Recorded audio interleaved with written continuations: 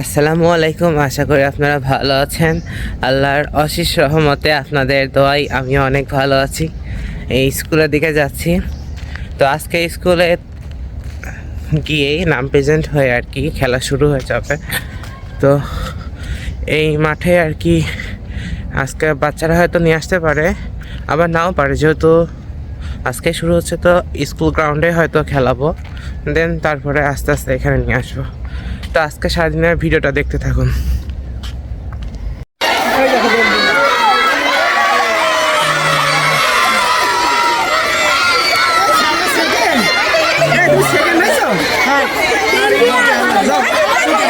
স্কুলে খেলা আজকে থেকে শুরু করে দিয়েছিলাম, তো আপনারা খেলা উপভোগ করুন। আজকে শুধু দড়ি নিয়েছি, যেহেতু সময় ছিল না, টিফিনের পর থেকে খেলানো শুরু করেছি, যার জন্য আজকে শুধু দড়ি নেওয়া হয়েছে। তো ছোট ছোট বাচ্চারা খুব সুন্দরভাবে খেলছিল, দেখেন, আপনারা খেলাগুলো উপভোগ করুন।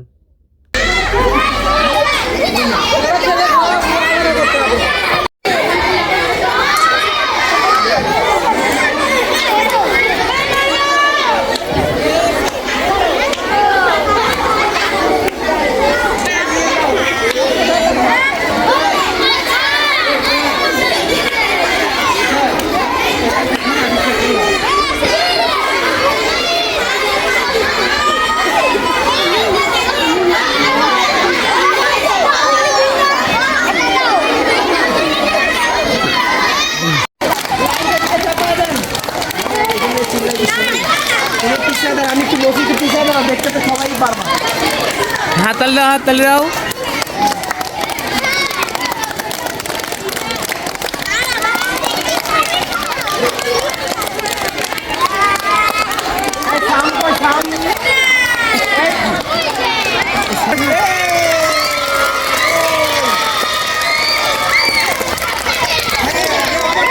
আবার যাও, আবার যাও, আবার যাও, আবার যাও, আবার যাও।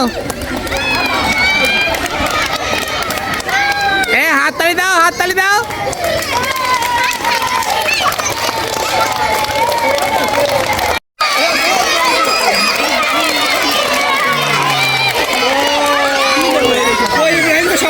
আবার যাও, আবার যাও, আবার যাও, আবার যাও, আবার যাও। স্লোগান দিছে ইব্রাহিম সবার লাস্টে। হ্যাঁ হ্যাঁ, সবাই বেশ ভালোই দৌড়াতে ছিল মোটামুটি। তো এই ব্যাচে এই ওয়ালিদ একটু মোটা ছিল, তাই সবাই বলতেছিল যে লাস্ট থেকে সে ফার্স্ট হয়েছে। আসলে সে সবেমাত্র ভর্তি হয়েছে, ক্লাস প্লেতে ভর্তি হয়েছে, কিন্তু তার হেলদি বা ওয়েটটা একটু বেশি। স্কুল শেষ করে, টিউশনি শেষ করে এই যে এখন বাসার দিকে যাচ্ছি, কারণ বিকালের দিকে হচ্ছে প্রাইমারি স্কুলে যাব, যেহেতু আজকে সাংস্কৃতিক অনুষ্ঠান হবে। তো যার জন্য সব টিউশনিগুলো এখনই শেষ করে দিচ্ছি, যেগুলো বিকালে বা সন্ধ্যায় পড়াই। তো এখন এই যে খুবই ক্ষুধা লেগেছে আর কি, সকাল থেকে না খেয়ে আছি। তো এখন বাসার দিকে হেঁটে হেঁটে যাচ্ছি, বিকালে হয়তো যাব, সাংস্কৃতিক অনুষ্ঠান আছে, সেখানে যাইতে হবে আর কি। দুপুরে খেয়ে একটু রেস্ট নিয়ে চলে গেছিলাম আমার সেই প্রাণপ্রিয় স্কুলে। গিয়ে দেখি যে টেডি চলে আসছে। তো এই টেডিটা সবাইকে আনন্দ দিতেছিল, বেশ ভালোই লাগতেছিল। তো এখন অনুষ্ঠান শুরু হয় নাই, যার জন্য এদিকে এসে হাঁটাহাঁটি করতেছিলাম, ঘোরাঘুরি করতেছিলাম। আমার কাছে কেন জানি এই মাঠটা খুবই ভালো লাগে। এখানে হচ্ছে আমার নিলয়ের বন্ধু রাহুল বলছিল যে সে আমার ব্লগে আসবে, এই জন্য তাকে একটু সুন্দরভাবে নিয়ে নিলাম। এখানে সবাই হাঁটাহাঁটি করতেছিল, যেহেতু এখনও প্রোগ্রাম শুরু হতে দেরি আছে। গেস্টরা এখনও আসছিল না, এই জন্য আমরা সবাই এইদিকে হাঁটতেছিলাম। এইদিকে বিল্ডিংগুলো থাকলে আপনাদেরকে হয়তো দেখাতে পারতাম, কারণ এখন ক্যান্টনমেন্ট হতে যাচ্ছে, যার জন্য সব কিছু ভেঙে ফেলছে। তো এই বিল্ডিংয়ের ভিতরে অনেক স্মৃতি জড়িয়ে আছে। মানে বিল্ডিংগুলো যখন ছিল তখন আম কাঁঠাল অনেক গাছগাছালি ছিল। তো তখন যখন স্কুলে পড়তাম, তখন টিফিনের সময় আমাদের অনেক ফ্রেন্ডরা সেগুলো নিয়ে আসতো, আমরা খেতাম, বেশ মজা লাগতো। এই ক্লাসরুমটা আমার কাছে অনেকটা, কি বলবো, লাস্টের দিকে যখন চলে আসছিলাম, ক্লাস 9-এ যখন উঠছিলাম, তখন এই রুমে ক্লাস করতাম আমরা। এই সাউন্ডবক্সটা এসএসসি 2022 সালের যারা শিক্ষার্থী ছিল তারা দিয়েছে, গিফট করছে। রুমটাতে এসে মনটা খারাপ হয়ে গেল। আবার বাইরে চলে আসলাম যার জন্য, কারণ এই রুমের অনেক অনেক অনেক স্মৃতি আছে। তো আমার কাছে মনে হচ্ছিল যে পেপার মিল স্কুলে সেভাবে লোকজন কম হয়েছে, আরও বেশি আমি আশাবাদী ছিলাম, মানে আশা করতেছিলাম, কারণ যখন আমরা স্কুলে পড়তাম তখন কানায় কানায় পরিপূর্ণ মানুষজন ছিল। জানি না এবার এত কম কেন হয়েছে। তো যাই হোক, তারপরও নিজের স্কুল অনেক ভালো লাগা কাজ করতেছিল। তো আমরা ভাবতেছিলাম যে আরও অনেক ফ্রেন্ড সার্কেল আসলে হয়তো ভালো লাগবে। তো বলতে বলতে এই যে তার সবাইকে পেয়ে গেলাম, মোটামুটি 7-8 জন ছিলাম এখানে। এখানে রোহিত স্যারের সাথে গল্প করতেছিল। তো রোহিত স্যারের সাথে আমার একটা মজার কাহিনী আছে। আমি ক্লাস 5-এ বৃত্তি পেয়েছিলাম। তো স্যার আমাদের টাকা দিত, মানে তুলে আনতো। স্যার লাস্টে শুধু একটা কথাই বলতো যে, কিরে বাপু, চা খাওয়ার টাকা টাকা দিবি না নাকি? তো এই ডায়লগটা আমি স্যারের সাথে দেখা হওয়ার পরে স্যারকে বলতেছিলাম, স্যার হাসতেছিল। আসলে স্যার অনেক মজার মানুষ, এই জন্য আর কি বলতেছিল, মজা করে বলছে, আমার কাছে ভালো লেগেছে। ও, আর একটা কাহিনী আছে, স্যারের বাসায় একদিন আমি খেয়ে আসছিলাম, মানে স্যারের আমাকে বলেছিল স্যারের বাসায় যাওয়ার জন্য।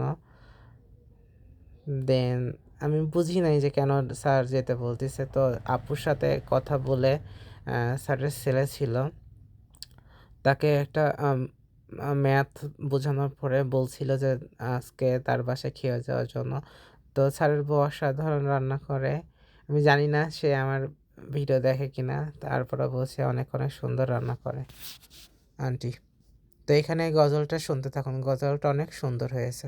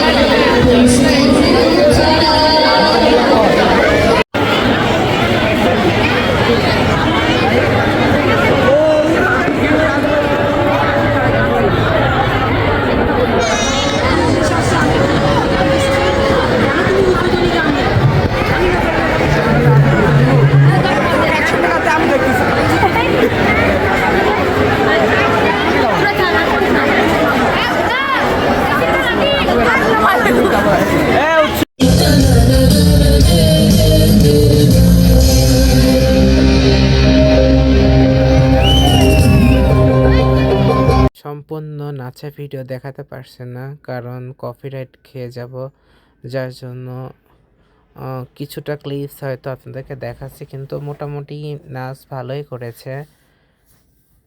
আমার কাছে কেন জানি মনে হয়েছিল স্টেজে আলোটা একটু কম ছিল, যার জন্য দূর থেকে কিছুই বোঝা যাচ্ছে না, শুধু লাল আলো জ্বলেছিল, মনে হচ্ছে লাল লাইট শুধু জ্বলিয়ে রাখছে। তো এখানে টেডি বিয়ারটা দেখেন উঠে গিয়েছে, মেয়েটার সাথে নাচ করতে শুরু করছিল।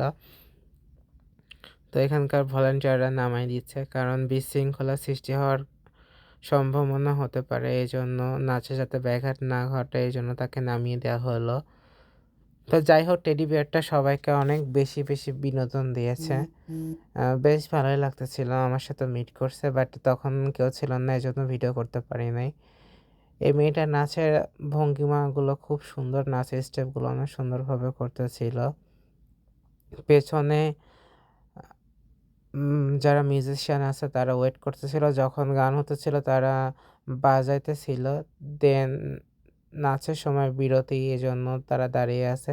তো এখানে অন্বেষা, এই মেয়েটা খুব ভালোই গান গায় মোটামুটি, আমার স্টুডেন্টের এটা খালাতো বোন। তো এখানে গান করতেছিল কিয়ামত থেকে কেয়ামত ছবির গান। এই যে বাসায় চলে আসছি, তারপরে তো শুনলাম যে বড় আপু আসবে, মানে পূর্ণর আম্মু আসবে। আপনারা সবাই জানেন পূর্ণর আম্মুকে তো আমি বড় আপু বলি, যেহেতু আমার বড় বোন নাই, তাকে এই বড় আপু বলি। তো বড় আপু আসবে, তাই ভাবলাম যে কি করা যায়। তাই আলী আঙ্কেলের দোকান থেকে পেঁয়াজু, বেগুনের চপ সবগুলো কিনে নিয়ে এসেছি। তো এসে ভাবছি যে আজকে নিচে মুড়ি মাখাবো। তো আমার হাতে মুড়ি মাখানোর অনেক টেস্ট হয়, আপনাদেরকে দাওয়াত থাকলো, আপনারা আমার বাসায় আসবেন, অবশ্যই মুড়ি মাখিয়ে খাওয়াবো। এখানে পেঁয়াজ মরিচ কেটে নিলাম, তারপরে হচ্ছে বাটির মধ্যে পেঁয়াজু, বেগুনের চপ, আলুর চপ সব ছোট ছোট করে ছেড়ে নিয়েছিলাম। এখানে এই যে লবণ দিয়ে একটু সুন্দর করে চটকায় নিব, কারণ না চটকালে তো ঝালটা আর কি হবে না, ঝাল বেশি হবে না। যত মরিচ দিই না কেন, না চটকালে প্রপারলি ঝাল আসবে না। তো এখানে অনেকটা হাত দিয়ে কষিয়ে কষিয়ে পেঁয়াজ আর মরিচটা কষিয়ে নিচ্ছি, মানে চটকায় নিচ্ছি। আপনারা কী ভাষা ইউজ করেন আমি জানি না, তো আমরা দুইটা ভাষা ইউজ করি। তো এখানে আমার মনে হচ্ছিল যে পেঁয়াজ একটু বেশি হয়ে গেছে, তো তুলে রাখতে চেয়েছিলাম, দাম বলে যে না ঠিকই আছে, দেওয়াও লাগবে, কারণ মুড়িতে পেঁয়াজ কম হলে ভালো লাগে না খেতে। বাবা দেখলাম যে পেঁয়াজ অনেক কিনে রাখছে সামনে, যেহেতু পরের মাসটায় রোজা চলে আসবে, আর রোজার মাসে তো অনেক অনেক পেঁয়াজ লাগে, বিশেষ করে আমাদের বাসায় পেঁয়াজুতে অনেক পরিমাণে পেঁয়াজ থাকে। আম্মু বলে পেঁয়াজুতে নাকি পেঁয়াজ না দিলে পেঁয়াজু নামটা হলো কি করে। তো এখানে আচার চানাচুর, সে আমাদের ঈশ্বরদের বিখ্যাত আচার চানাচুর নিয়ে নিলাম 1 প্যাকেট, আর হচ্ছে খাঁটি সরিষার তেল, সাথে আমার হাতে সুন্দর করে মাখানো, আমার হাতে স্পর্শ। আসলে হাতের স্পর্শ বহুগুণ খাবারটার টেস্ট বেড়ে যায়। এটা হচ্ছে আমার মায়ের কথা, আসলে সত্যি আমার আম্মু যে রান্নাটাই করুক না কেন, তার হাতের ছোঁয়া পেলে রান্নাটা বহুগুণে স্বাদ বেড়ে যায়। তো আসলে সবার কাছে মায়ের হাতের রান্না পছন্দ, তারপরেও কেন জানি আমার মায়ের হাতের রান্নাটা অনেকটাই বেশি। শুধু আমি বলি না, যারা যারা খেয়েছে সবাই বলে। তো আম্মুর খাবার খেতে হলেও আপনারা চলে আসবেন আমাদের বাসাতে। তো এখানে লেবু চিপে নিচ্ছি, যাতে একটু টেস্ট আর কি বাড়ে। এখানে লেবু চিপে নিলে টেস্টটা অনেকটা খানি বেড়ে যায়। তারপরে হচ্ছে মুড়িতে ঢেলে দিচ্ছিল আম্মু, সুন্দর করে আমি মেখে নিচ্ছিলাম। শীতের দিনে মুড়ি খেতে এমনিই ভালো লাগে, আর সবাই বসে গল্প করতে করতে মুড়ি খাবার মজাই আলাদা। যেহেতু বড় আপু অনেক দিন হলো আসে নাই, সে আসবে, এই জন্য ভাবলাম যে মুড়ি নিয়ে আসি, তাই মুড়ি নিয়ে সুন্দর করে মাখিয়ে নিচ্ছিলাম। আর মুড়িটা হচ্ছে মোল্লা মুড়ি, মানে আমার বাবার ফ্রেন্ড হচ্ছে মুড়ি ফ্যাক্টরি দিয়েছে, তো তিনি 2 প্যাকেট দিয়েছে খাওয়ার জন্য, টেস্ট করার জন্য। আঙ্কেলকে অনেক অনেক ধন্যবাদ আমাদের বাসায় মুড়ি দেওয়ার জন্য। মুড়িটা অনেক স্বাদ ছিল, অনেক টেস্ট ছিল। আর দোয়া করি যেন আঙ্কেলের এই মুড়ি ব্যবসাটা যাতে অনেক অনেক অনেক ভালো হয়। আর সাজদুল আঙ্কেল হচ্ছে আমার বাবার খুব কাছের ফ্রেন্ড। তো আসলে আঙ্কেল অনেক ভালো মানুষ। এখানে মুড়ি মাখানো প্রায় শেষের দিকে, অনেক টেস্ট হয়েছিল, সত্য কথা বলতে আমার কাছে বেশ ভালো লেগেছে। তো আজকের মতো ব্লগটা এই পর্যন্তই। তো আমার চ্যানেলটাকে অবশ্যই আপনারা বেশি বেশি করে লাইক, কমেন্ট এবং শেয়ার করবেন, সাবস্ক্রাইব করতে ভুলবেন না, আর পাশে থাকা বেল আইকনটি প্রেস করে রাখবেন, যাতে ভিডিও ছাড়ার সঙ্গে সঙ্গে আপনাদের কাছে ভিডিওটা পৌঁছে যায়।